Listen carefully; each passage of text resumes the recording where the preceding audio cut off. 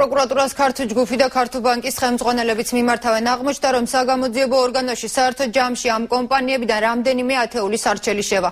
ქართულ ჯგუფი, სადაც ბანკი ქართულს შედის, ბოლო 1 წლის განმავლობაში მათზე განხორციელებული უკანონო ქმედებების გამოძიებას ითხოვს. მოპასუხე მხარეთა ჩამონათვალი დიდია, თუმცა ის შეიძლება კიდევ გაიზარდოს.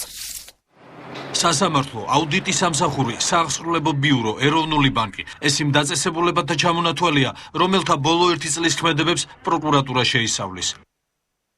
ქართულ ჯგუფი და ქართულ ბანკი მათ მიმართ განხორციელებული უკანონო ქმედებების გამო საგამოძიებო ორგანოებს მიმართავენ.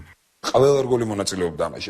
ქართულ ბანკის არჩელებს შორის ერთ-ერთი პარლამენტის მიერ 2011 წელს მიღებული ცვლილებებია საგადასახადო და სააღსრულებო კანონში, რითაც ქართულ ბანკი 125 მილიონი ლარი დაზარალდა.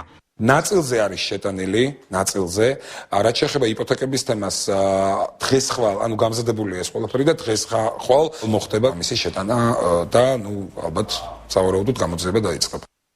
ერთ-ერთი სარჩელი აუდიტის სამსახურის მიერ ქართულ ბანკის 800,000 ლარი დაჯარიმებასაც ეხება.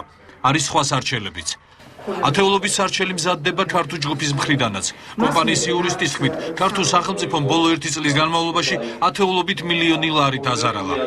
ფაქტობრივად, თუ რამე შემოდიოდა საზღვარზე, ქართულ ჯგუფის სახელზე, ან მასთან დაკავშირებულ ფირმებზე, ხდებოდა ყველა ტვირთის წითელ დერეფანში გატარება, გაჩერება ამ ტვირთების, მერე შესწავლა და შესაბამისად, თუ რამე ელექტრონიკასთან იყო დაკავშირებული, წვავდნენ ამ ნივთებს. ეხლა ჩვენ გავამზადეთ საჩივრები შევგვაქვს პროკურატურაში, რათა შესწავლილი იქნას ეს საქმეები.